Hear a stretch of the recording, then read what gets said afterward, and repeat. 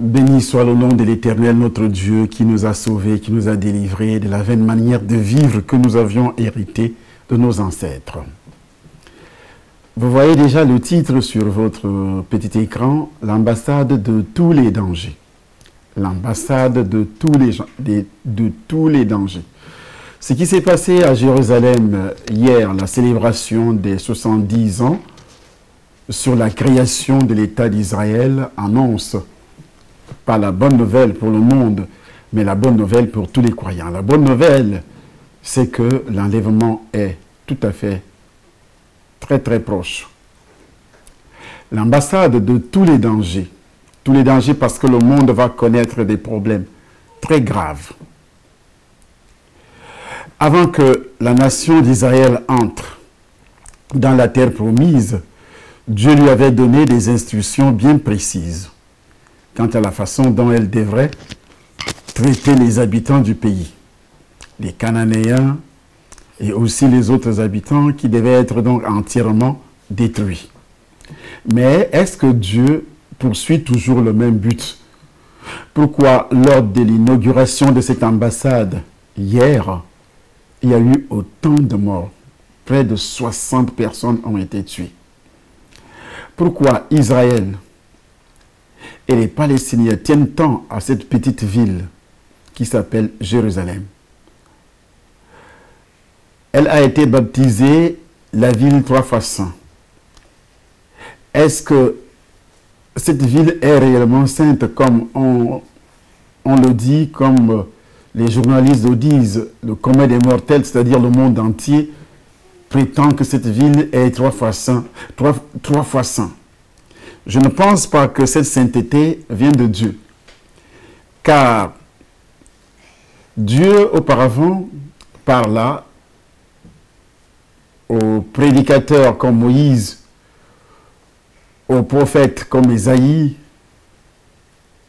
aux autres hommes de Dieu, comme le dit la lettre de Paul aux Hébreux, chapitre 1er, à partir du premier verset, que Dieu, dans l'ancien temps, a parlé par les prophètes, et aujourd'hui, il nous parle par son Fils, donc Jésus de Nazareth. Nous allons vérifier ces écrits au travers de la Bible, que moi je considère comme la parole de Dieu.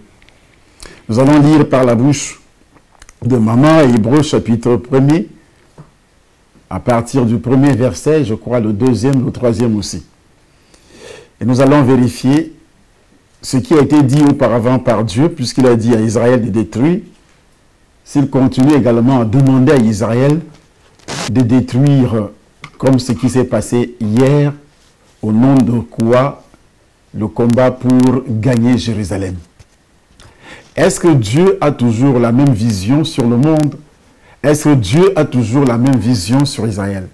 Nous allons faire des analyses très plausibles tout à l'heure. Nous lisons Hébreux chapitre 1er à partir du premier verset. Il est écrit, après avoir autrefois, à plusieurs reprises... Notez cette petite phrase, autrefois.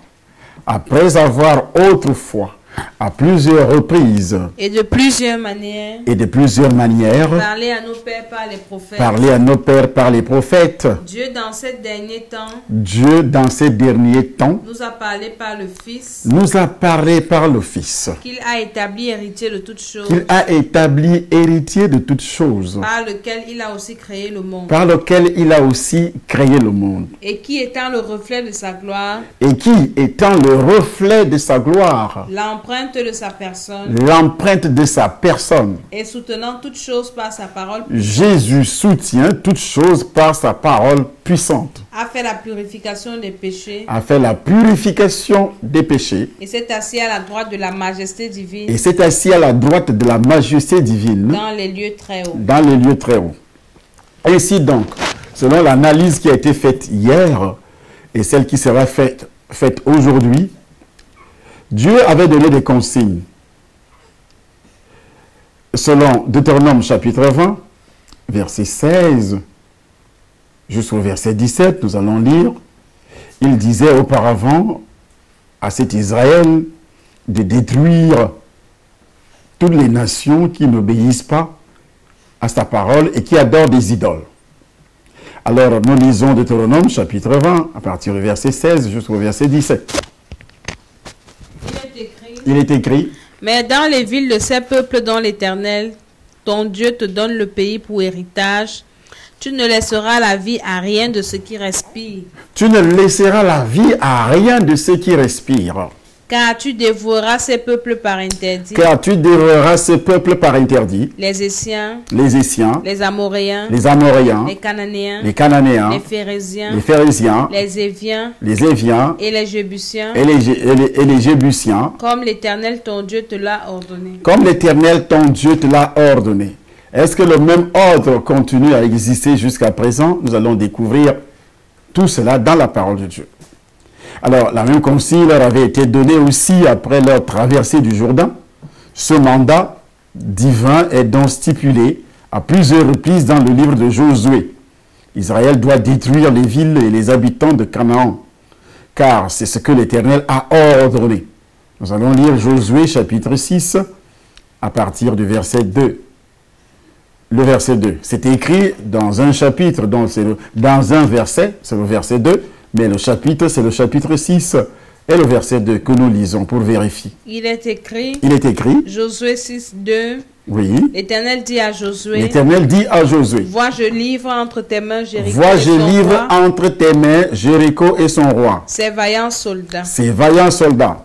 Mais pourquoi Dieu le dit? Parce que ce peuple adorait des idoles. C'est un peuple qui était fondé dans les traditions, dans les coutumes démoniaques. Il n'adorait pas le Dieu d'Israël. Si je dis Dieu d'Israël, le Dieu créateur des cieux, la terre, les océans et tout ce qu'il trouve. Tout homme qui adore ce Dieu sans passer par une idole est approuvé, comme le dit aussi l'apôtre Pierre lorsqu'il se retrouve face à l'homme qu'on appelle Corneille. Cet homme donc est agréable à Dieu. Il est agréable à Dieu parce qu'il adore un Dieu qui a créé le ciel et la terre. Mais cet homme n'est pas sauvé.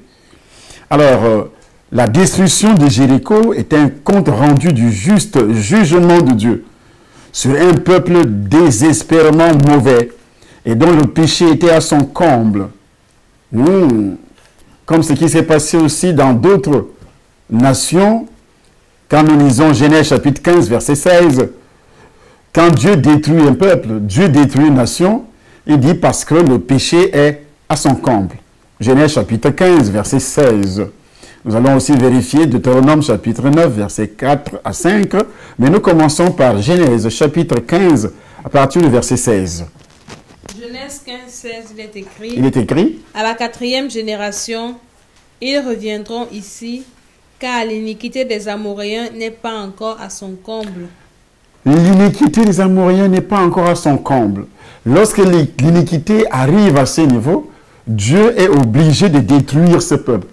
Mais Dieu n'utilise plus la même politique comme auparavant. Dans l'ancienne alliance, il a utilisé cette politique, mais dans la nouvelle alliance, ce n'est plus la même chose. Et c'est pourquoi il envoie le Sauveur. Et pourquoi il envoie le Sauveur?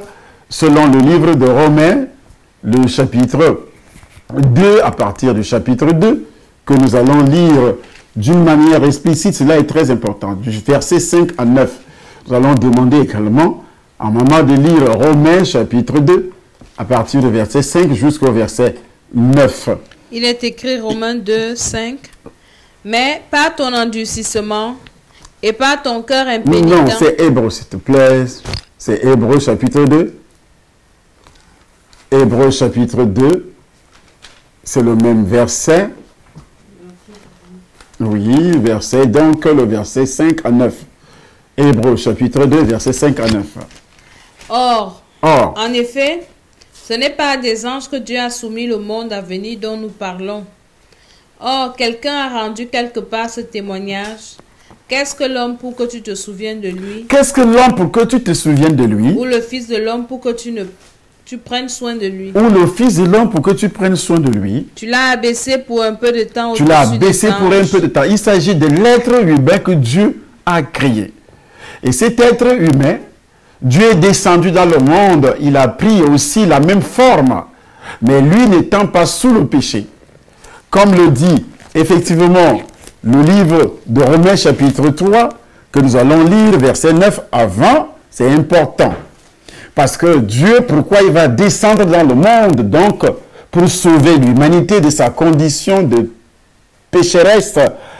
Parce que nous allons trouver la réponse par rapport à cette lecture qui sera faite. Romains chapitre 3, verset 9. Il est écrit, oui. Quoi donc? Sommes-nous plus excellents? Sommes-nous plus excellents? C'est Paul qui parle. Nullement. Nullement. Il s'adresse à Israël. Parce que Paul était aussi israélite. Il était juif. Il demande, est-ce que Israël, nous les Israélites, nous sommes plus excellents que les autres? Il dit nullement. Oui. Car nous avons déjà prouvé que tous, juifs et grecs, c'est-à-dire juifs et les païens. Grecs ici, ce sont des païens, et le juif, c'est Israël actuel que nous voyons. Les juifs et les païens du monde entier, oui, sont sous l'empire du péché. Sont sous l'empire du péché. Il s'agit de quel péché? Du péché originel. Selon qu'il est écrit, il n'y a point de juste. Il n'y a point de juste. Même le bébé qui vient de naître n'est pas considéré comme juste. Il n'y a point de juste, même pas un seul. Oui. Car tous ont péché. Car tous ont péché.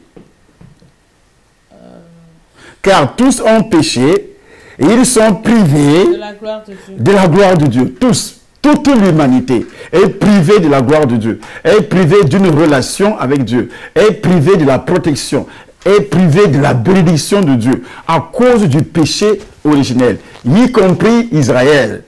Israël n'obéit qu'à l'alliance avec Abraham et après la résurrection de Jésus, Israël qui a rejeté son Messie a qu'une seule alliance après l'enlèvement. C'est ceux-là qui seront sauvés lorsque le Messie, le même roi, le même Messie, le même sauveur qu'ils ont rejeté reviendra pour les libérer lors de la guerre d'Armageddon. C'est là, c'est cette prophétie qui reste seulement, tout simplement, entre guillemets, pour Israël. Mais Israël actuel n'est pas différent des païens. C'est pourquoi Paul revient là-dessus. Il dit ceci, car nous avons déjà prouvé que tous, juifs et grecs, sont sous l'empire du péché. Donc Dieu, aujourd'hui, n'a plus rien à voir avec les alliances qu'il avait avec Israël. Je ne parle pas de l'alliance avec Abraham. Ce qu'il disait auparavant, de détruire les peuples. Donc si Israël continue à détruire, par exemple, les peuples, surtout le peuple palestinien, qui mérite aussi d'être sauvé, qui mérite aussi comme le juif. La Bible dit, tout le monde est sous l'empire du péché. Mais alors, les juifs et les palestiniens, et le monde entier, américain, français, camerounais, gabonais, congolais et autres, sont tous sous l'empire du péché. Donc Dieu ne regarde plus Jérusalem comme il regardait Jérusalem auparavant. Après la résurrection de Jésus, les choses ont changé. Mais qu'est-ce que Jésus a dit?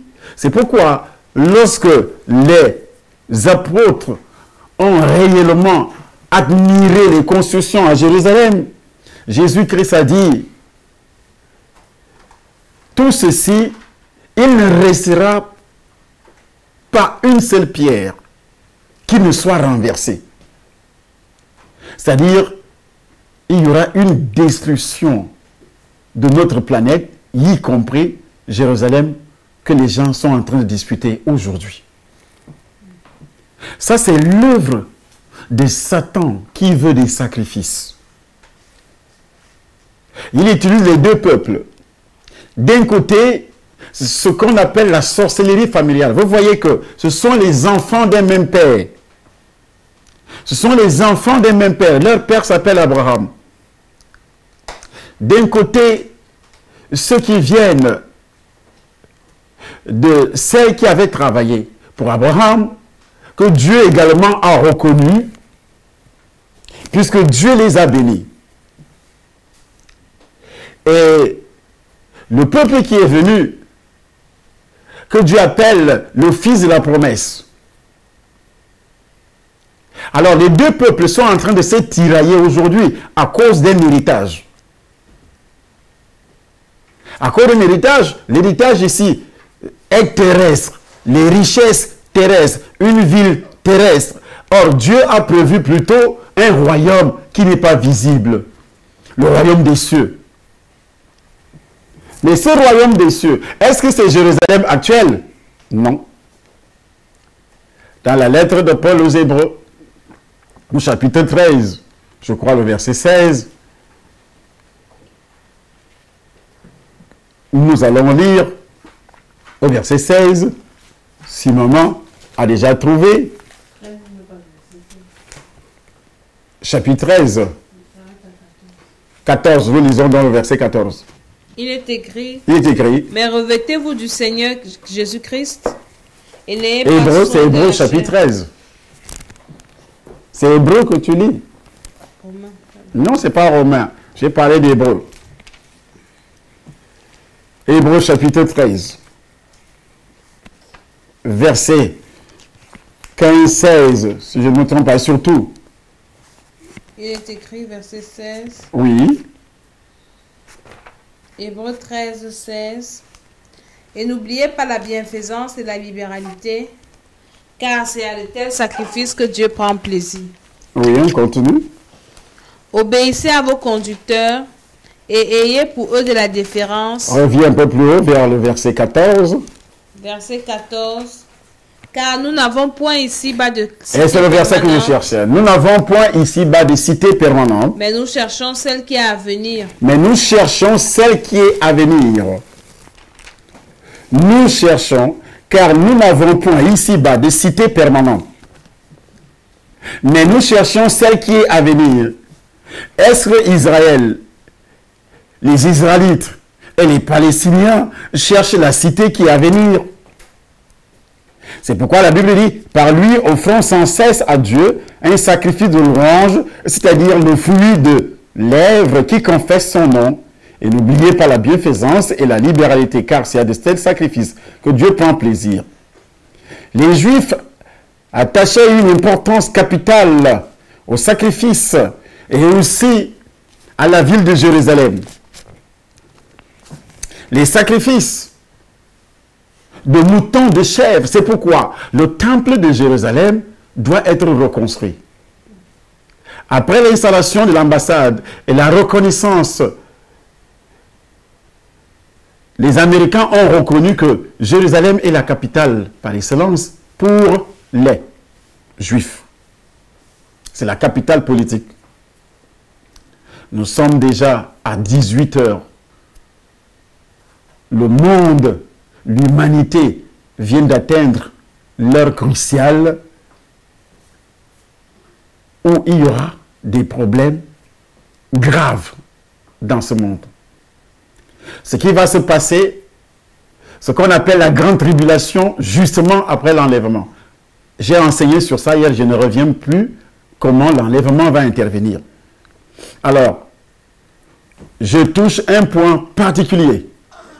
Le point particulier ici est essentiellement sur ce qui se passe.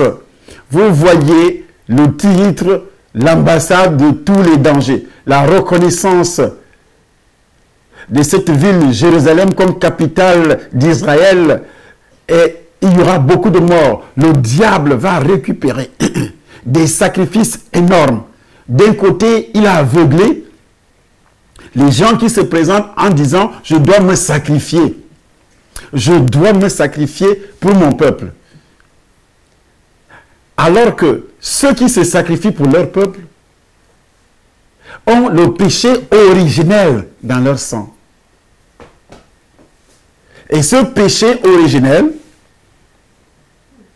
t'empêche, d'une manière ou d'une autre, d'être appelé enfant de Dieu.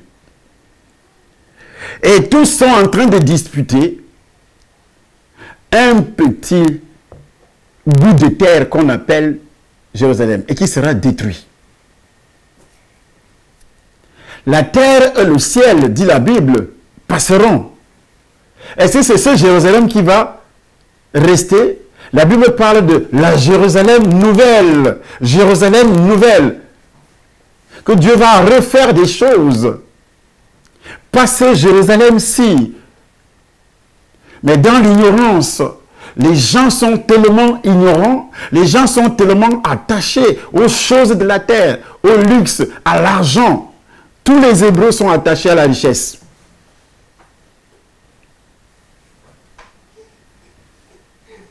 Comme je le disais, ces Juifs qui étaient donc attachés, ils donnaient une importance capitale au sacrifice, une importance capitale à la ville de Jérusalem, comme les Palestiniens, comme les Juifs. Pour les Juifs, c'est par eux que Dieu pourvoyait à l'expiation des péchés sous l'ancienne alliance. Les sacrifices qui vont revenir, les sacrifices de moutons, après la reconstruction du temple, ils vont recommencer à faire des sacrifices de moutons. Mais est-ce que Dieu peut être content? Est-ce que ce qui se passe aujourd'hui, tuer les Palestiniens, ça vient de Dieu? Ça ne vient pas de Dieu. Mais beaucoup de croyants pensent que ça vient de Dieu. Alors que après la reconnaissance, après l'installation, après la reconnaissance de Jérusalem comme la capitale, après l'installation de l'ambassade américaine, d'autres pays aussi vont reconnaître. Sous peu de temps, vous allez voir, d'autres pays aussi vont reconnaître Jérusalem. J'ai dit vont reconnaître Jérusalem comme la capitale. Donc le monde entier sera divisé. Et justement après l'enlèvement, le monde entier restera toujours divisé, ce qui va provoquer la guerre d'Armageddon. Si vous ne connaissez pas, si vous ne savez pas lire les temps, bien des Juifs chrétiens, quelques sacrifices sous la nouvelle alliance, ils savent que Christ a offert le seul et unique sacrifice pour le péché originel. Mais ils sont habitués à offrir tant de sortes de sacrifices qu'ils pourraient penser que Dieu demande encore quelques offrandes ou sacrifices. Même les faux docteurs, même les faux enseignants de la Bible, Paul les a combattus à cause de cette idée. Parce qu'il fallait encore ajouter d'autres sacrifices. Après avoir obtenu le salut en Jésus-Christ, ils ont enseigné qu'il fallait ajouter d'autres sacrifices. Les sacrifices de moutons, de chèvres. C'est pourquoi Paul était persécuté. Oui, si Dieu exige des sacrifices,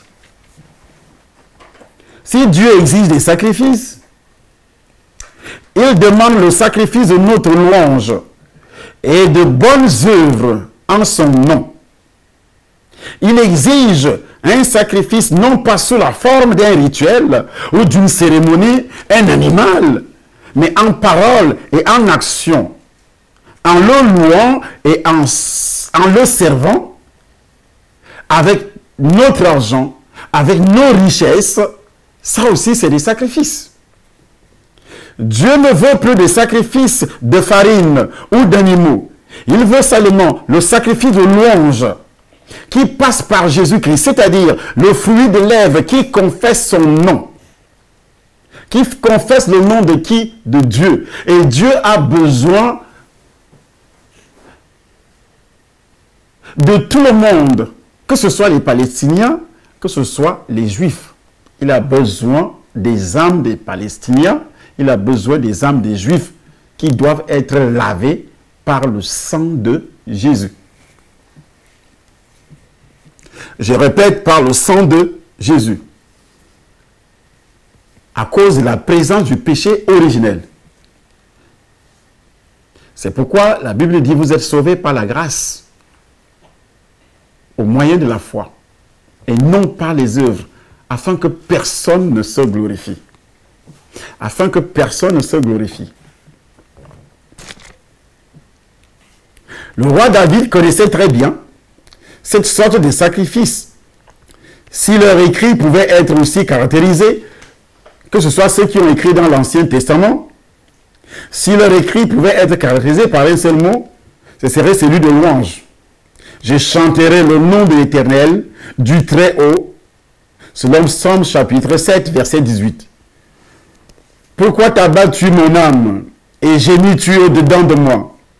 Espère en Dieu, car je le louerai encore. Il est mon salut et mon Dieu. Il est mon salut. Obtenir le salut veut dire accepter Jésus, comme Jésus-Christ est Dieu. Là, C'est un autre débat, parce que beaucoup refusent d'entendre que Jésus-Christ est Dieu. Ça, c'est un autre débat. Il est Dieu par rapport à sa nature. Il a deux natures, une nature divine et une nature humaine. Jésus. Mais sa nature humaine sans pollution spirituelle, le péché originel, les malédictions originelles n'ont jamais existé parce qu'il a été engendré par la nature divine. Et lorsque tu reçois le Seigneur Jésus, il lave ton sang, il purifie ton sang, son sang qui n'avait jamais eu de péché ni de malédiction, purifie également ton sang et tu regagnes la position de Jésus-Christ. Quelqu'un qui n'a jamais, Dieu te considère comme si tu n'avais jamais péché. Tu n'es pas né avec un péché, ni une condamnation, parce que tu as reçu le salut. Le sacrifice chrétien de louange doit être offert sans cesse. On ne doit pas l'offrir seulement quand tout va bien, mais en toutes circonstances. Rendez grâce en toutes choses, car c'est à votre égard la volonté de Dieu en Jésus-Christ. 1 Thessaloniciens chapitre 5, le verset 18.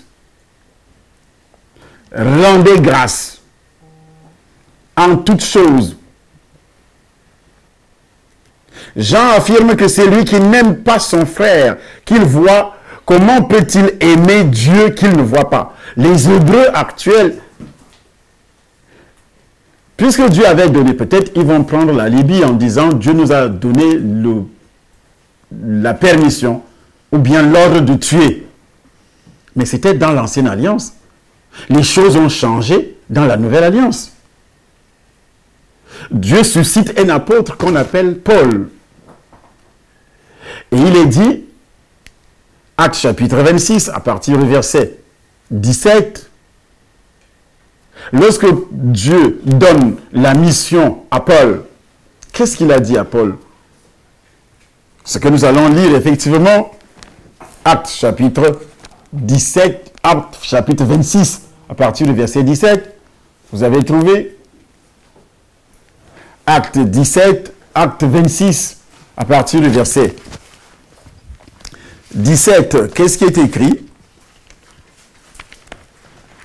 Vous pouvez lire.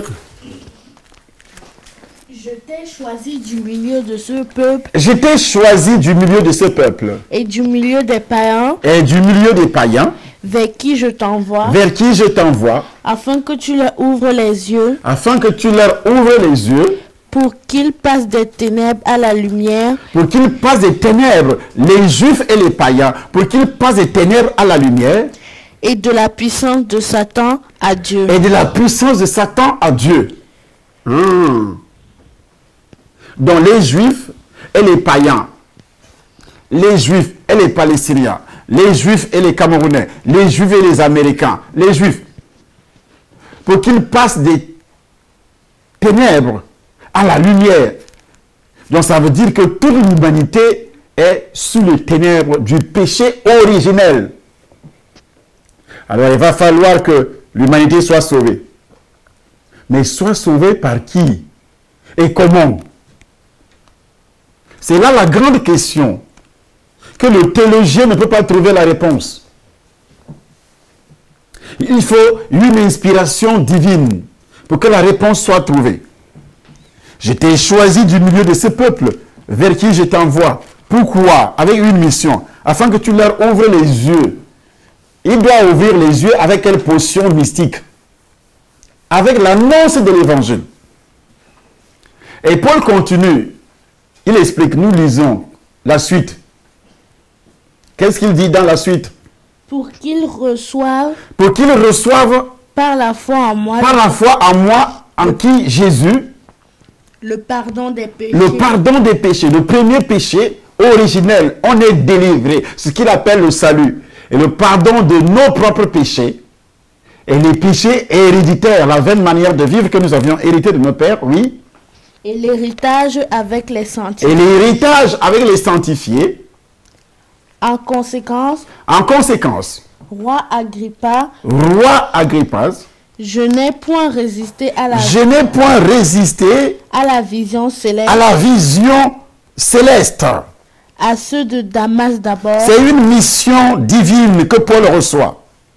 Ce verset est une déclaration classique de ce que le Seigneur Jésus désire que l'évangile accomplisse au sein des perdus, au sein d'Israël. Que tu leur ouvres les yeux. Les perdus sont aveuglés par Satan. Ils ne peuvent donc pas réaliser qu'ils courent droit à la perdition. La vérité de l'évangile leur est cachée. Selon 2 Corinthiens, chapitre 4, verset 4. Si notre évangile est voilé, il est voilé pour ceux qui périssent, dont le Dieu de ce siècle a aveuglé l'intelligence. Les Juifs ont l'intelligence aveuglée. C'est pourquoi ils restent encore attachés aux choses du monde. Notre ville. En tuant les Palestiniens, ce n'est pas la volonté de Dieu. Le diable provoque les tumultes. Le diable provoque les divisions, provoque la guerre, parce qu'il sait que lorsqu'il y a la guerre, les bruits, l'évangile ne sera pas annoncé. Et les gens ne seront pas sauvés. C'est pourquoi les chrétiens de nos jours doivent prier. Avant de prier, on doit prier pour les autorités et aussi annoncer l'évangile. On doit prier pourquoi? On doit prier pour que ces autorités se convertissent elles-mêmes d'abord. Parce que les autorités sont âprement utilisées par Satan. Satan, d'une manière, qui ordonne à l'armée juive de tirer. Ce sont les autorités israélites de tirer. Qui tourne le dos à Dieu, qui a persécuté même. C'était toujours des autorités à Jérusalem.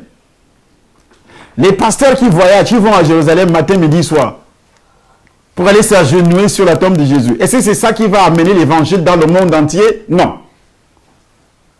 Nous faisons des pèlerinages également comme les autres religions. Est-ce que c'est écrit dans la Bible que lorsque tu vas mettre les pieds dans la tombe de Jésus, c'est là que tu seras sauvé? Non. Mais qu'est-ce qui est dit dans le livre de Romains? Au chapitre 10, à partir du verset 8, jusqu'au verset 14, 15, 16, qu'est-ce qui est écrit? C'est ce que nous allons lire. C'est la mission des chrétiens. La mission des nés de nouveau. Je ne parle pas des chrétiens, des nés de nouveau. Notre mission aujourd'hui, nous avons une mission tout à fait spéciale. Annoncer l'évangile. Mais lorsque quelqu'un crée une petite assemblée, de 100 personnes, 200 personnes, 500 000 personnes, il pense que c'est suffisant. Le monde a 7 milliards d'habitants. Et sur les 7 milliards d'habitants, il n'y a même pas 400 millions seulement de convertis dans toute l'humanité, selon les statistiques que j'ai ici, dans mes documents. Et vous trouvez ça normal? Mais ce sont des divisions, des calomnies qui caractérisent le corps de Christ actuel. Nous lisons le verset que je viens de citer dans le livre de Romains, au chapitre 10, à partir du verset 8. Romains 10, verset 8, il est écrit. Il est écrit. Que dit-elle donc? Que dit-elle donc? La parole est près de toi. Qu'est-ce que la parole de Jésus a dit? Dans ta bouche. La parole est près de toi. Et dans ton cœur. Annoncer l'évangile dans ta bouche et dans ton cœur. Tu as reçu Jésus dans ton cœur. Et maintenant, utilise ta bouche pour annoncer l'évangile. Oh, c'est la parole de la foi que nous prêchons. C'est la parole de la foi que nous prêchons. Qui prêche? Est-ce qu'il a dit qu'il faut voyager à Jérusalem? Organiser, on dépense des millions pour aller à Jérusalem. On organise des voyages à Jérusalem, soi-disant terre sainte. Qui vous a dit que le monde entier est pollué? Pollué par le péché originel. Qui vous a dit que cette terre-là est sainte? Les choses ont changé dans la nouvelle alliance. Lisez la Bible, pasteur. Lisez la Bible avec révélation. Ce n'est pas ce Jérusalem-là. Ce Jérusalem que vous voyez sera détruit. Comme les autres villes du monde entier seront aussi détruites. Dieu va refaire les choses. Mais il va refaire les choses après l'enlèvement. Est-ce que nous, on ira habiter à Jérusalem? Nous croyons nés de nouveau? La Bible dit que au son de la trompette, à la voix d'un archange, le Seigneur Jésus descendra du ciel. Et les morts en Christ ressusciteront. On ira à la rencontre du Seigneur.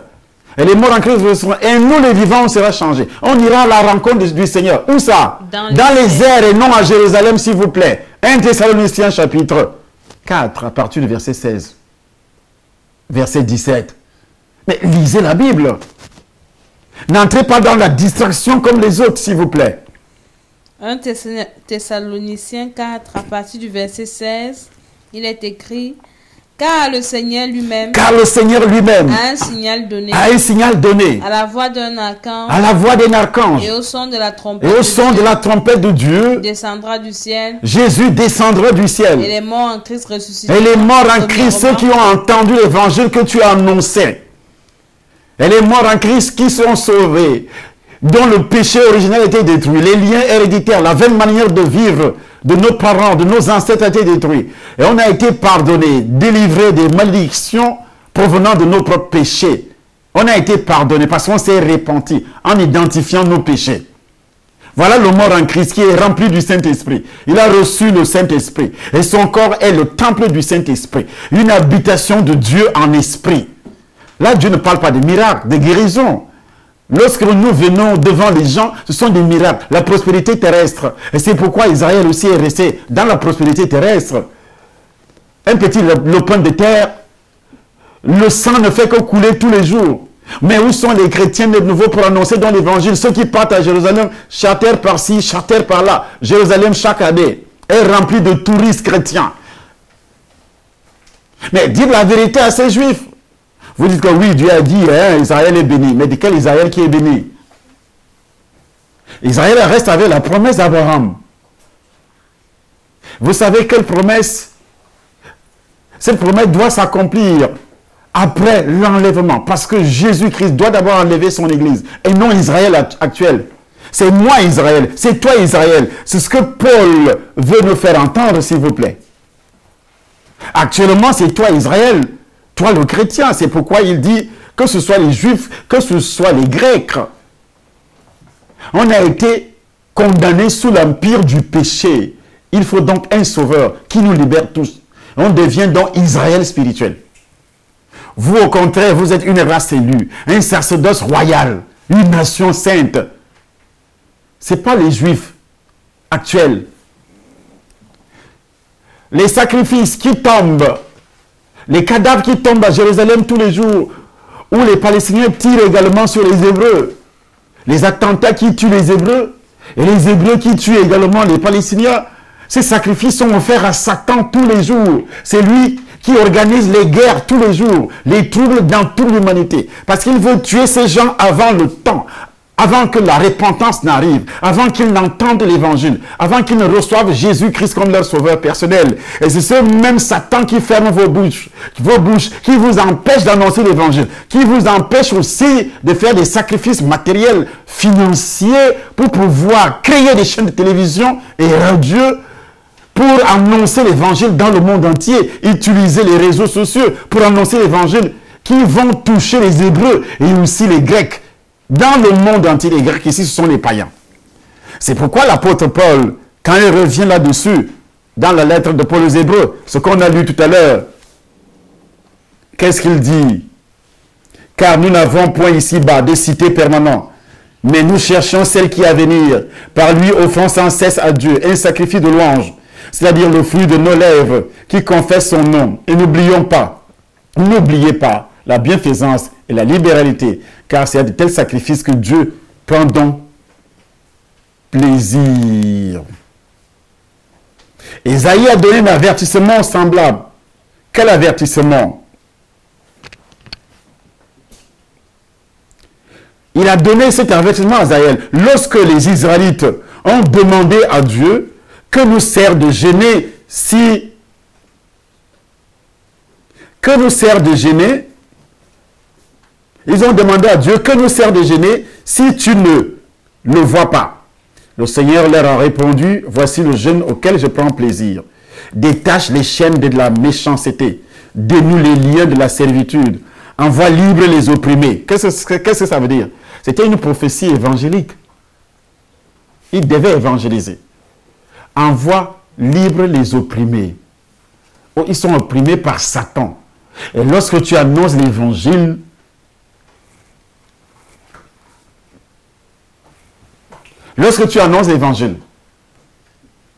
tu es en train de renvoyer libre les opprimés. Ésaïe, chapitre 58. Je voudrais que ça soit lu. Que ça soit lu. C'est pourquoi avant de lire, nous avions créé ces réseaux, la télévision que vous voyez sur votre écran. La télévision, nous sommes en train de créer, qui doit couvrir l'humanité. Je dis bien qu'il doit couvrir l'humanité. Ce n'est plus un projet, c'est réalisé, où tu dois faire des sacrifices. Où toi, tu dois faire des sacrifices. Tu me vois en train de parler, en train d'expliquer. Ça, c'est la radio qui doit diffuser sur le net en plusieurs langues. En plusieurs langues. Je dis en plusieurs langues, toutes les langues du monde entier.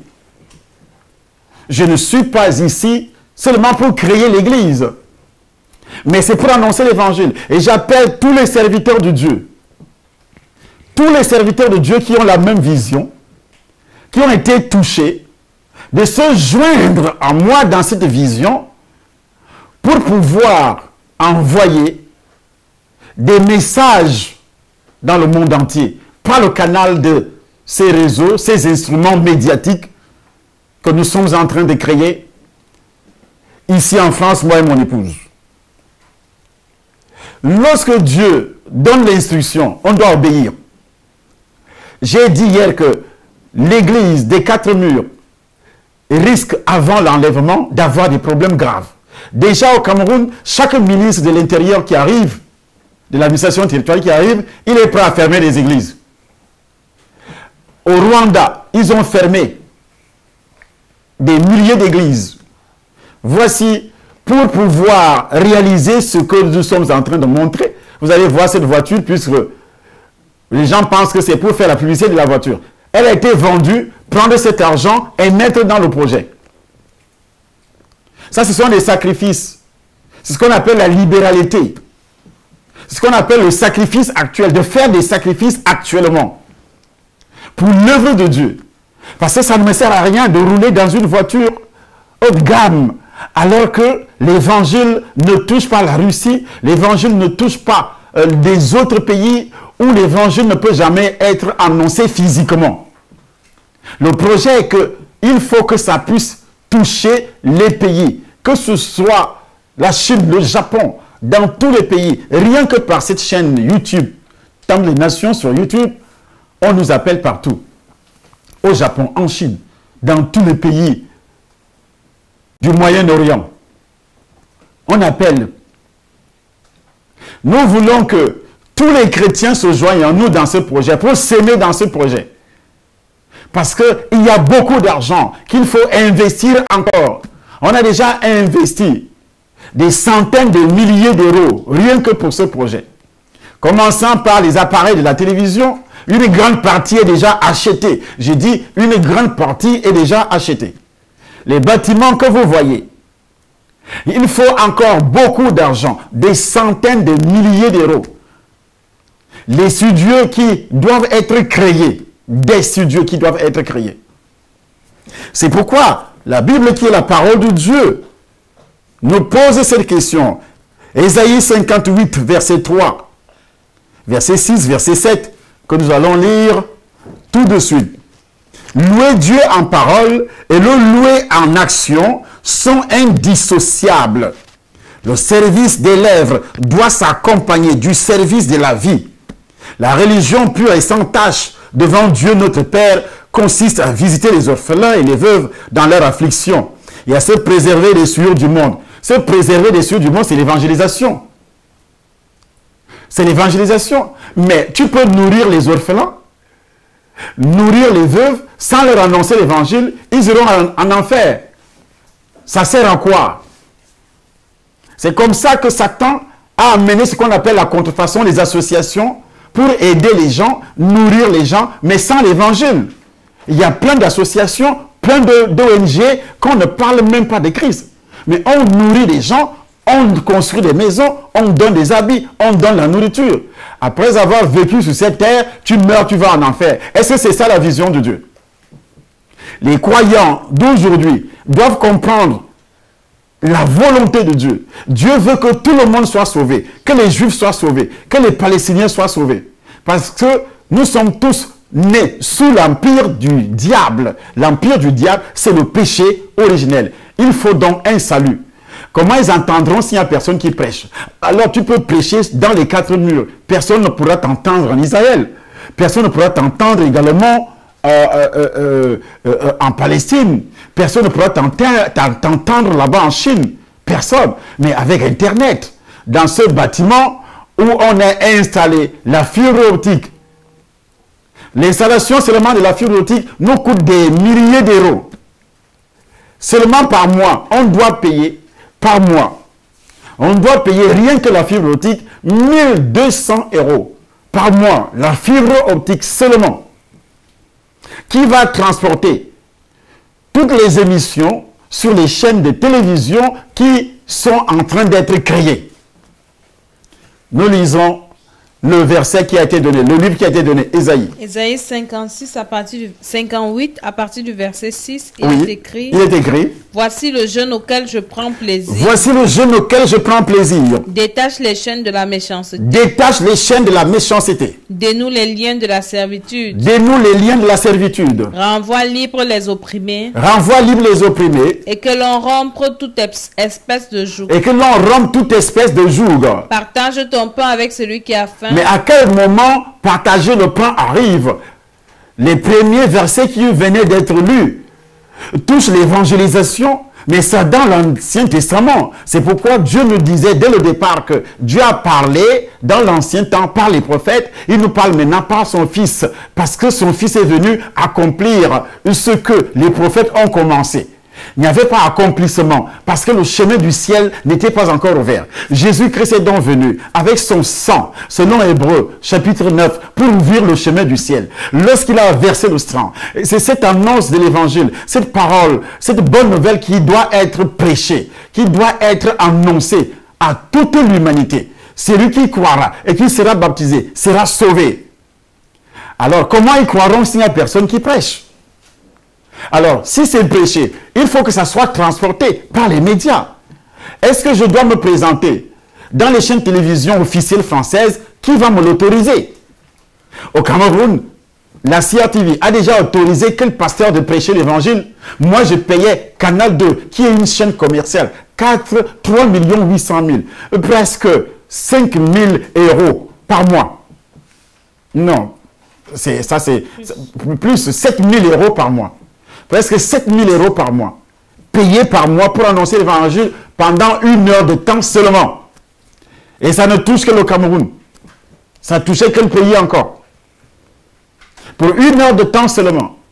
Voici la grande salle qui sera le plus grand studio. Le plus grand studio. Où sont les pasteurs? J'ai dit, je veux que les pasteurs, maintenant, envoient leurs semences. Parce que tes émissions, tes prédications, tes enseignements seront diffusés dans ces chaînes, dans ces réseaux, gratuitement, en plusieurs langues. Même si tu prêches en français, il y aura des interprètes. Il y aura des cabines de doublage. C'est-à-dire tu parles en français et ça sort en anglais comme si tu parlais en anglais. Ça sort en russe comme si tu parlais le russe. Ça sort en japonais comme si tu parlais le japonais.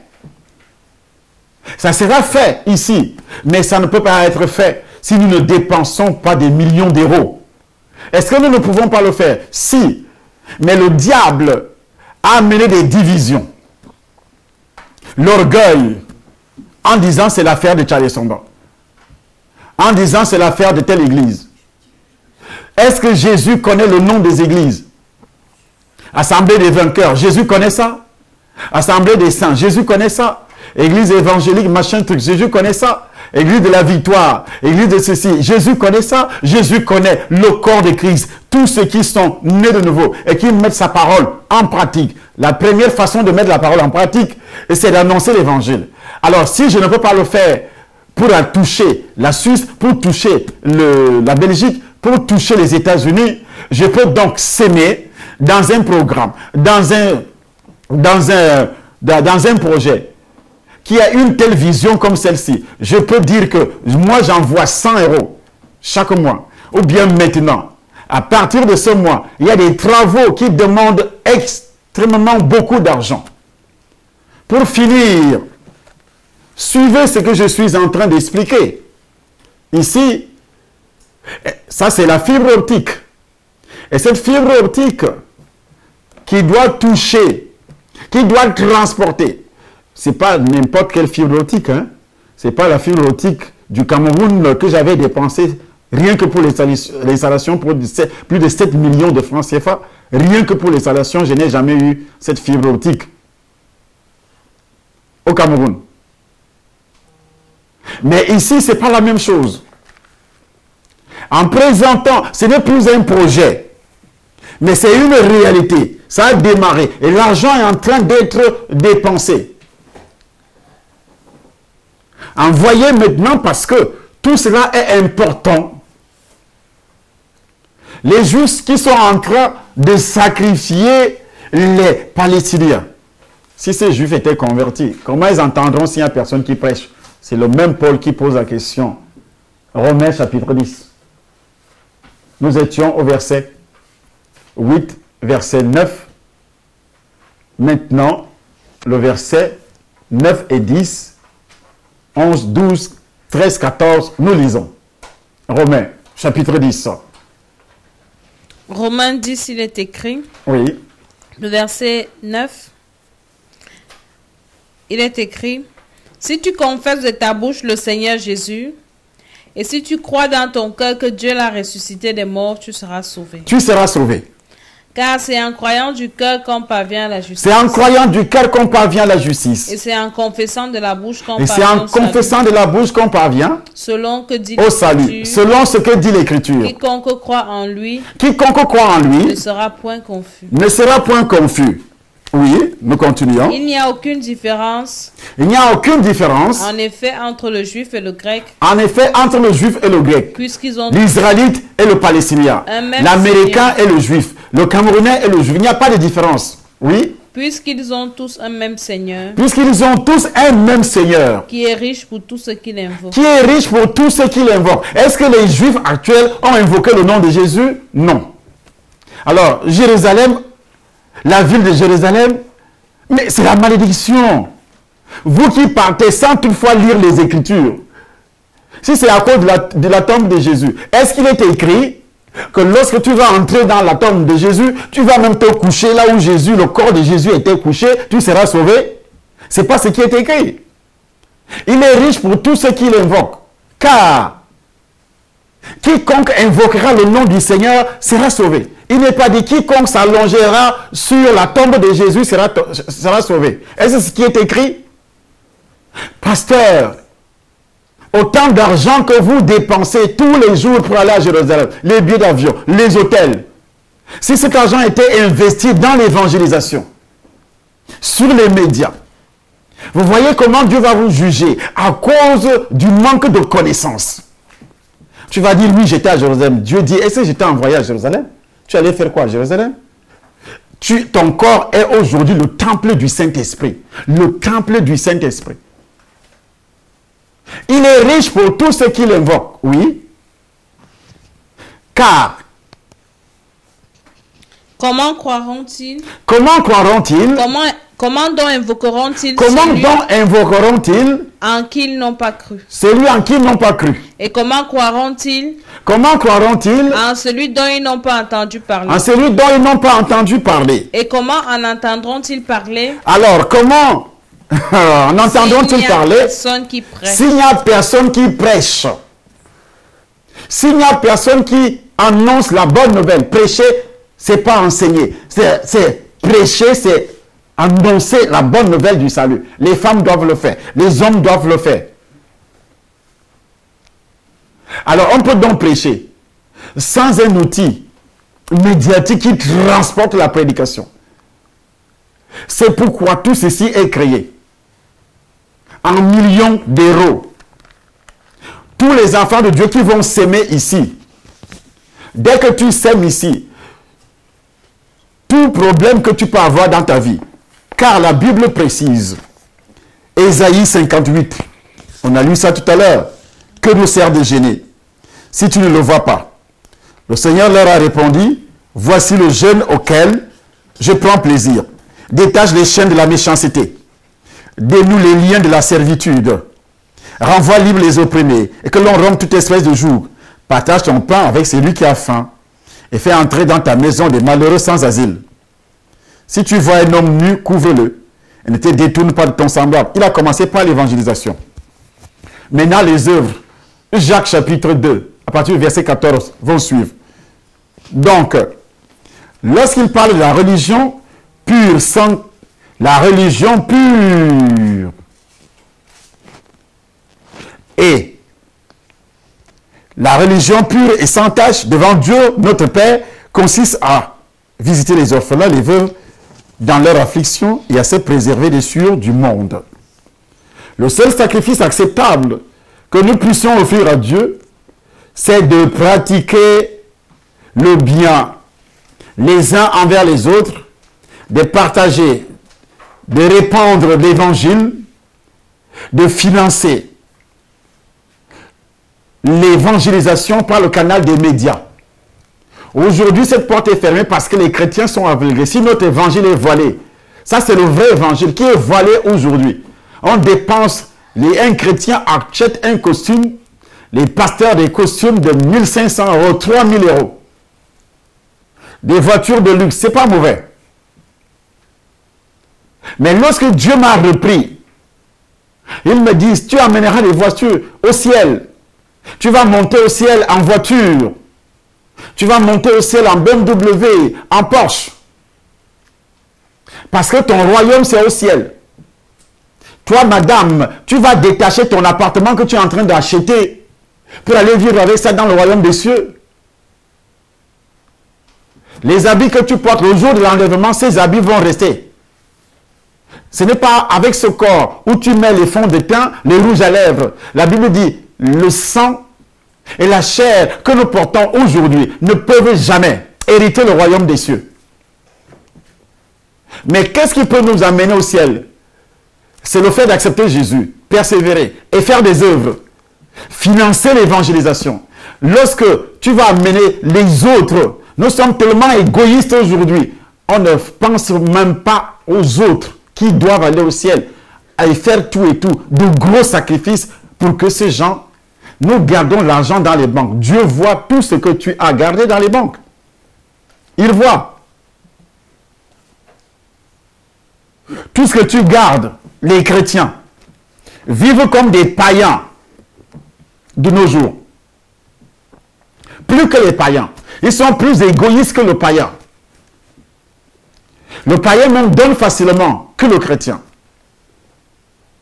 Et c'est pourquoi ils aiment les messages d'égoïsme. Ne donnez plus, vous avez reçu gratuitement, donnez gratuitement. C'est un mensonge. Mais je m'en vais. Lorsque Dieu dit, c'est à de tels sacrifices que Dieu, de quel sacrifice il s'agit? L'apôtre Paul n'a-t-il pas parlé aussi de sacrifices? Philippiens chapitre 4. Philippiens chapitre 4, à partir du verset 15. Il dit, vous m'envoyez déjà à Thessalonique, de quoi pourvoir à mes besoins? Ce n'est pas que je recherche les dons. En le disant, moi je ne recherche pas les dons. Je cherche le fruit qui abonde dans ton compte au ciel. Parce que nous avons des comptes au ciel. Nous lisons Philippiens par la bouche de maman, à partir du verset, chapitre 4, à partir du verset 15, verset 16. Nous lisons rapidement. Il est écrit. Vous le savez vous-même, Philippiens, au commencement de la prédication de l'Évangile, lorsque je partis de la Macédoine, aucune église n'entra en compte avec moi pour ce qu'elle donnait et recevait. Vous fûtes les seuls à le faire. Vous fûtes les seuls à le faire. Car vous m'envoyez déjà à Thessalonique. Vous m'envoyez déjà à Thessalonique. Et à 2 reprises. Moi, je ne dis pas de m'envoyer de l'argent, s'il vous plaît. De quoi pourvoir à mes besoins. Parce que vous allez m'insulter dans les commentaires au bas de la vidéo fatiguée. Paul s'adresse à ses enfants. Vous m'envoyez déjà à Thessalonique. De nos jours même, un enfant, même dans l'église, on envoie l'argent. Tu vas entendre que tout l'argent va en France. Tout l'argent va en France. Vous m'envoyez déjà à Thessalonique à 2 reprises. De quoi pourvoir à mes besoins. Ce n'était même pas pour l'œuvre de Dieu. Ce n'était pas pour les télévisions. Ce n'était pas pour les bâtiments pour construire les églises. Il parle de ses propres besoins. Ce n'est pas que je recherche les dons. Ce n'est pas que je recherche les dons. Mais je recherche le fruit qui abonde. Mais je recherche le fruit qui abonde. Pour votre compte. Pour votre compte. J'ai tout reçu. J'ai tout reçu. Et je suis dans l'abondance. Et je suis dans l'abondance. J'ai été comblé de biens. J'ai été comblé de biens. En recevant par Épaphrodite. En recevant par Épaphrodite. Ce qui vient de vous comme un parfum. Ce qui vient des chrétiens, qu'il a annoncé l'évangile, qu'il a enseigné comme un parfum de bonne odeur. Un sacrifice que Dieu accepte. Un sacrifice que Dieu accepte. Est-ce que c'était un sacrifice d'animaux? Et qui lui est agréable. Un sacrifice que Dieu accepte. Et qui est agréable à qui? À Dieu, pas à Paul. Et mon Dieu pourvoira à tous vos besoins. Et mon Dieu pourvoira à tous vos besoins. Selon sa richesse. Selon sa richesse. Avec gloire. Avec gloire. En Jésus-Christ. En Jésus-Christ. Il dit, et mon Dieu pourvoira à tous vos besoins. Hey! Et je dis, tous ceux qui vont verser leurs 100 euros, 200 euros, 300 euros, ou bien 100 000 francs CFA, 50 000 francs CFA. Tu es en Afrique, ça c'est le CFA. Je ne sais pas du tout, dollars, je ne sais pas, parce que je parle souvent seulement des euros, comme si je m'adressais seulement aux Européens. Même toute l'Europe n'utilise pas l'euro. Partout où tu te trouves, tu prends l'engagement, tu dis, j'envoie 1000 $, j'envoie 500 $, j'envoie 2000 $, j'envoie 10 000 $, j'envoie. N'importe quelle monnaie du monde. Relis ce verset que tu viens de lire, maman. Ils n'ont pas bien compris. Philippiens 4, verset 19. Oui. Et mon Dieu pourvoira à tous vos besoins. Et mon Dieu pourvoira à tous vos besoins. Selon sa richesse. Selon sa richesse. Avec gloire. Avec gloire. En Jésus-Christ. L'apôtre Paul dit, je sais vivre dans l'humiliation et je sais vivre dans l'abondance. En tout et partout, j'ai appris à être rassasié et avoir faim. À être dans l'abondance et à être dans la disette. Paul explique ce à quoi il vient de faire allusion dans ce verset. Le fait de répéter qu'il sait, je sais, révèle que Paul a appris par expérience avec la maturité spirituelle à vivre au-dessus des circonstances. Un enfant de Dieu doit vivre au-dessus des circonstances. Tu ne dois pas seulement être dans la joie quand tu as beaucoup d'argent, quand tout va très bien. Non, pas du tout. Tu n'es pas enfant, tu n'es même pas né de nouveau. Le fait que Paul dise, j'essaie de vivre dans l'humiliation, avoir faim et être dans la disette, il dit qu'il a connu sa part de pauvreté, il sait que c'est que se débrouiller avec très peu de biens matériels. Il le sait. Mais aujourd'hui, la convoitise anime notre esprit. C'est pourquoi nous parcourons, nous avons les yeux fixés sur les choses du monde. On fait tout et tout pour emmagasiner beaucoup d'argent, beaucoup de comptes bancaires. On ne veut pas, c'est-à-dire s'aimer. Lorsque tu vas commencer à penser uniquement à l'œuvre de Dieu, Dieu va commencer à penser à tes problèmes. Je te le dis aujourd'hui, c'est un secret. Le jour que tu prends l'engagement de financer seulement l'œuvre de Dieu, Dieu va commencer à financer tes problèmes, à financer aussi tes entreprises. À financer tes entreprises. La plupart des entreprises que vous voyez, c'est les gens qui ont signé des pactes avec Satan. Vous ne savez pas combien de tonnes d'argent ils donnent à Satan. Et Satan finit par les ruiner. Et Dieu dit, si toi tu sèmes, tu dois récolter. Et mon Dieu pourvoira à tous vos besoins. Besoin de santé physique, il va pourvoir. Besoin de guérison, il va pourvoir. Besoin de voyage, il va pourvoir. Besoin de prospérité dans tes entreprises, il va pourvoir. Besoin de réussite aux examens, il va pourvoir. Besoin de se marier, il va pourvoir.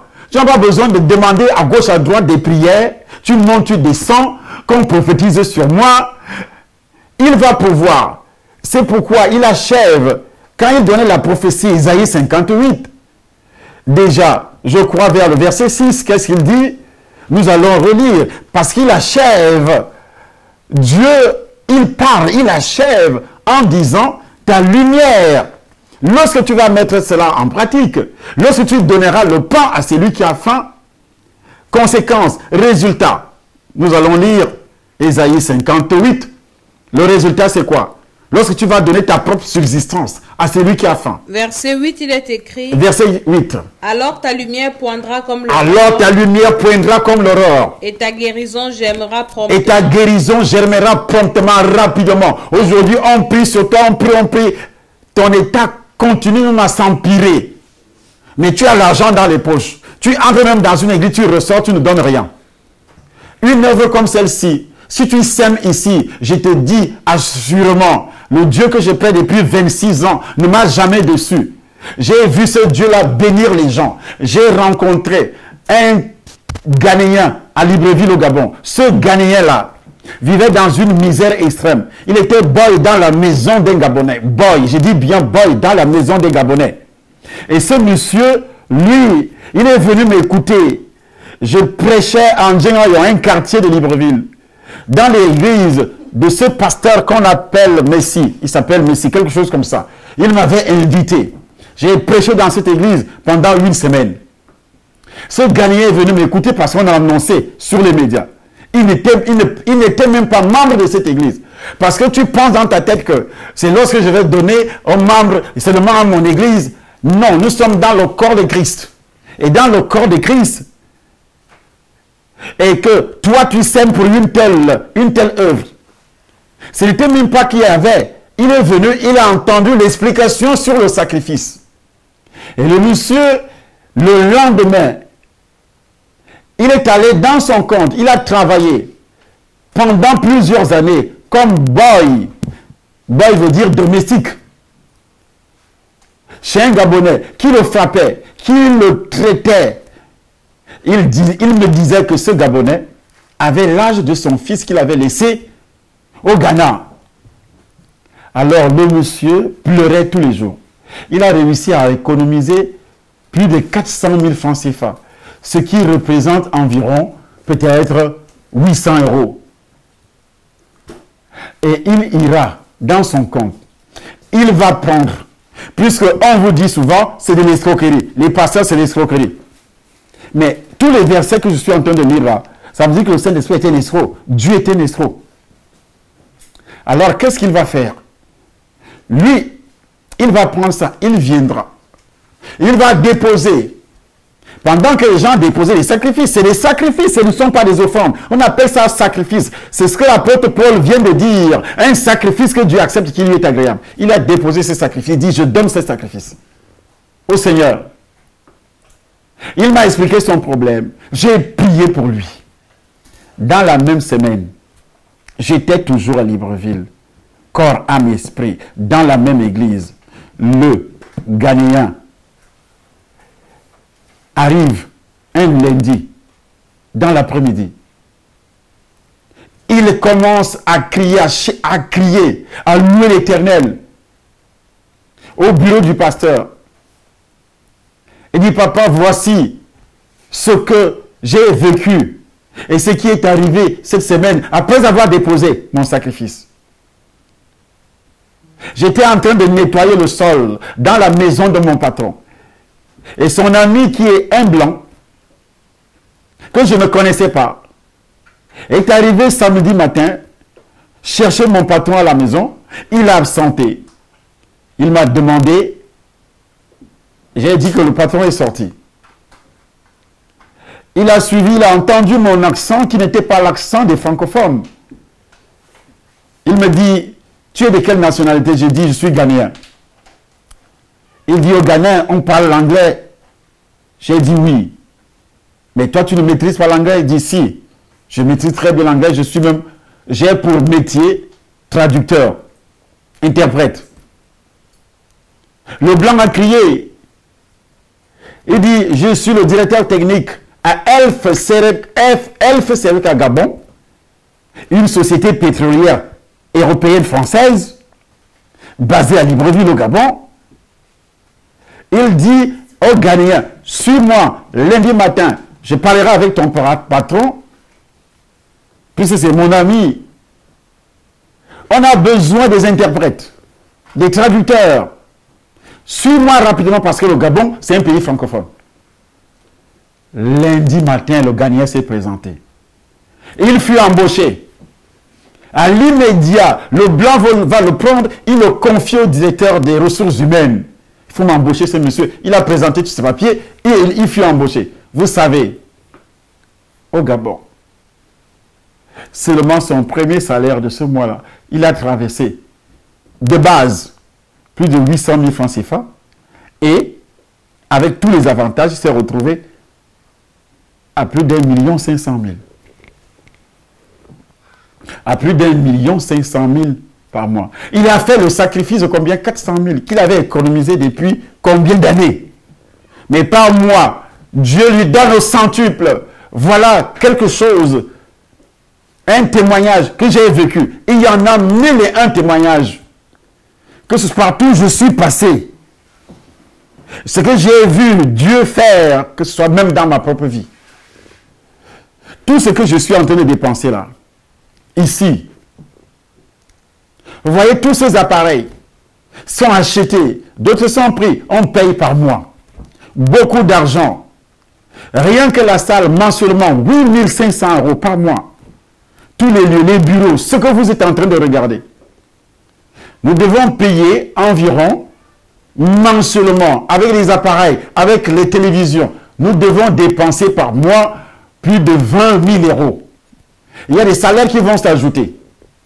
Plus de 20 000 € que nous allons dépenser par mois. 10 000 €, ça fait déjà 6 500 000. 20 000 €, ça fait déjà combien? 13 millions de francs CFA. De nos jours, beaucoup de personnes pensent que l'œuvre de Dieu est gratuite. La parole, Dieu a donné. Même cette parole n'en est pas gratuite. La Bible précise que Dieu a tant aimé le monde, il a donné son Fils. Dieu a tant aimé le monde, il a donné son Fils. Pour m'avoir, il a donné. Et toi, on a besoin des chrétiens et des chrétiennes nés de nouveau, riches. Mais pour avoir cette richesse, il faut s'aimer. C'est lui qui sème peu, dit la Bible, moissonne peu. 2 Corinthiens chapitre 9, verset 6. Moissonne peu. C'est lui qui sème abondamment, moissonne aussi abondamment. Voilà ce que j'avais à te dire. Donc, il faudrait que les Hébreux là acceptent Jésus. Les Hébreux acceptent Jésus. Ce qui se passe, ils sont en train de tuer les Palestiniens. Ce sont des sacrifices. Ce n'est pas la volonté de Dieu. Je vous le dis, ce n'est pas la volonté de Dieu. Dieu veut que tout le monde soit sauvé et parvienne à la connaissance de la vérité. 1 Timothée chapitre 2. La Bible dit de prier pour les rois et pour tous ceux qui sont élevés en dignité, afin que nous menions une vie paisible et tranquille. Une vie paisible, la paix et tranquille. 1 Timothée chapitre 2. À partir du premier verset jusqu'au verset 5. Si vous lisez ça, vous allez comprendre pourquoi je lance ce vibrant appel. Parce qu'avec ces médias, mais étant sur place ici en Europe, nous allons toucher, envoyer ces messages partout dans le monde, jusque chez les Hébreux, chez les Palestiniens, partout dans le monde. Et la paix, selon 1 Timothée, le chapitre 2, va commencer à régner. Il n'y aura pas de paix si les guerres, la paix veut dire recevoir Jésus. Sans Jésus, il n'y aura pas de paix. Lui-même a dit, quand les hommes diront paix et sûreté sur la terre, alors une ruine fondra sur eux. La paix des hommes, ce n'est pas la paix de Christ. J'exhorte donc avant toute chose à faire des prières, des supplications, des requêtes, des actions de grâce pour tous les hommes, pour les rois et pour tous ceux qui sont élevés en dignité, afin que nous menions une vie paisible et tranquille, en toute piété et honnêteté. Cela est bon et agréable devant Dieu, notre Sauveur, qui veut que tous les hommes soient sauvés et parviennent à la connaissance de la vérité. Car il y a un seul Dieu et aussi un seul médiateur entre Dieu et les hommes, Jésus-Christ homme, qui s'est donné lui-même en rançon pour tous. C'est là le témoignage rendu en son propre temps et pour lequel j'ai été établi prédicateur et apôtre. Voilà. Il y a un seul Dieu et aussi un seul médiateur Dieu veut qu'il y ait la paix. Ce qui se passe chez les Hébreux aujourd'hui, en Israël aujourd'hui, vient de Satan. Tuer, Dieu n'est pas d'accord. Dans la nouvelle alliance, Dieu a dit dans l'ancienne alliance de tuer. Mais maintenant, il dit d'annoncer l'évangile. Mais celui qui n'écoutera pas, ira en enfer. Il n'a plus demandé de tuer qui que ce soit. Nous ne devons pas tuer qui que ce soit. Si nous adorons le vrai Dieu, nous ne devons pas tuer qui que ce soit. Il faut que tel évangile soit annoncé. Et les hommes et les femmes seront sauvés par la puissance du Saint-Esprit. Et pour que cet évangile soit annoncé, tu peux donc faire par Western Union ton sacrifice. Par Western Union, voilà ce qui est affiché. Tu peux faire ton sacrifice. Tu peux aussi passer par le compte bancaire. Ça va apparaître là tout à l'heure. Par Western Union, vous lisez. Après ça, vous appelez. Mais par la banque, vous faites aussi un transfert. Vous avez tout là-dedans. Vous prenez l'engagement. Vous pouvez dire, j'envoie maintenant 500 € parce qu'il faut sauver ce projet. Il faut sauver ce projet. Si on ne fait rien, rien ne va se manifester. On va nous arracher. Arracher ce projet. C'est-à-dire, si nous ne payons pas les loyers, ça fait depuis le mois de novembre que nous payons le loyer et nous dépensons aussi pour les travaux. Rien que pour les travaux, on a déjà traversé plus de 100 000 €. Rien que pour les travaux. Pour avoir les lieux, c'est grave encore. Pour acheter le matériel télévision, tout le matériel radio, c'est grave encore. Donc nous demandons à tous de s'aimer. De s'aimer et de s'aimer encore. Et vous allez voir le Seigneur à l'œuvre d'une manière particulière. Vous s'aimez, vous appelez, on va prier pour vous, pour ce projet. Il y a toute une équipe de prière pour vos entreprises, pour vos projets, n'importe quel projet, comme la Bible le disait tout à l'heure. Dans le livre de Philippiens, il disait tout à l'heure que et Dieu peut vous combler de toutes sortes de biens. 2 Corinthiens chapitre 9, verset 8, verset 9, afin que possédant toujours de quoi pourvoir à tous vos besoins, que vous ayez aussi en grande quantité pour toute bonne œuvre. Dieu va encore vous enrichir parce qu'il sait que vous avez l'habitude de donner. Il va encore vous donner pour vos besoins et pour les besoins de son œuvre. Mais lorsque vous ne donnez pas pour les besoins de son œuvre, il ne va pas vous donner même pour vos besoins. Il ne vous donnera absolument rien. C'est pourquoi chacun doit prendre la décision maintenant de passer à l'acte pour pouvoir. Ça, c'est au niveau du Cameroun. Télévision, radio, au niveau du Cameroun. Et voici au niveau du compte bancaire, le compte bancaire, Crédit Mutuel.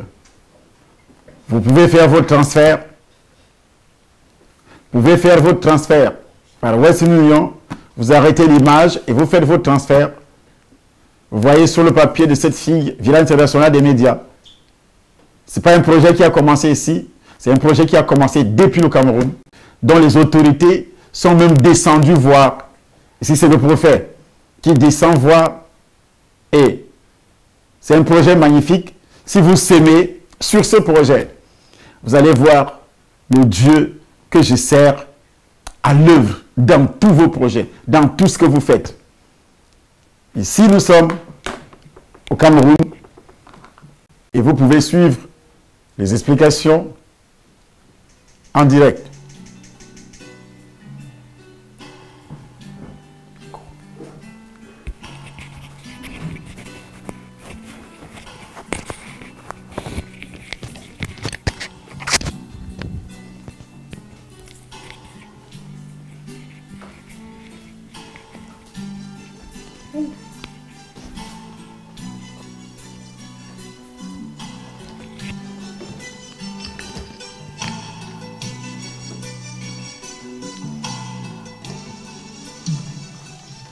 satisfaction et encouragement au bout des lèvres du chef d'État.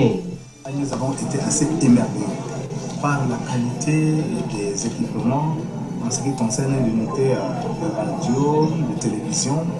Et nous avons été émerveillés d'autant plus qu'on a trouvé tous les équipements qui nous paraissent de dernière technologie, puisque ça fonctionne aussi avec la satellite, la capacité d'émission pouvant couvrir plusieurs pays francophones d'Afrique et même au-delà. Je crois que dans un village, un environnement comme celui-ci, c'est une initiative à saluer. Nous avons aussi vu les chantiers en construction. Et je dois dire que, de toute évidence, le programme qui est déployé en termes d'investissement ici va à coup sûr générer des effets bénéfiques pour les populations locales, en termes d'emploi, en termes, je crois, du développement tout court de notre département. Déjà, les principaux bénéficiaires commencent à percevoir à ce stade du projet ses retombées. Et voilà, que Dieu vous bénisse. Et à long terme. Il faudrait donc... Pour l'international camerounais, les potentialités touristiques du site à elles seules constituent un facteur de développement et une plus-value pour l'économie camerounaise autour du projet Village international des médias. Pour moi, c'est un site merveilleux. Vous avez l'Union qui est à côté. Et je pense que dès que ce bâtiment aura vu le jour, et d'autres aussi, grâce au Seigneur, évidemment, je crois que ça va être un lieu, vraiment un lieu de pèlerinage. C'est un lieu où les gens viendront passer la journée, visiter, aller faire un tour au nom. Je pense que c'est ça qu'il nous faut pour le Cameroun. Nous sommes un grand pays, nous sommes un pays très très beau. Nous avons tout ce qu'il nous faut. Et c'est à nous d'essayer de gérer tout cela avec un peu de tact. Et voilà. Ce projet donc qui a été réalisé. Voilà le rêve. Il a besoin des financements de la diaspora et des partenaires au développement aussi. Que Dieu vous bénisse par la puissance du Saint-Esprit de Dieu et tous ceux qui vont s'aimer dans ce projet.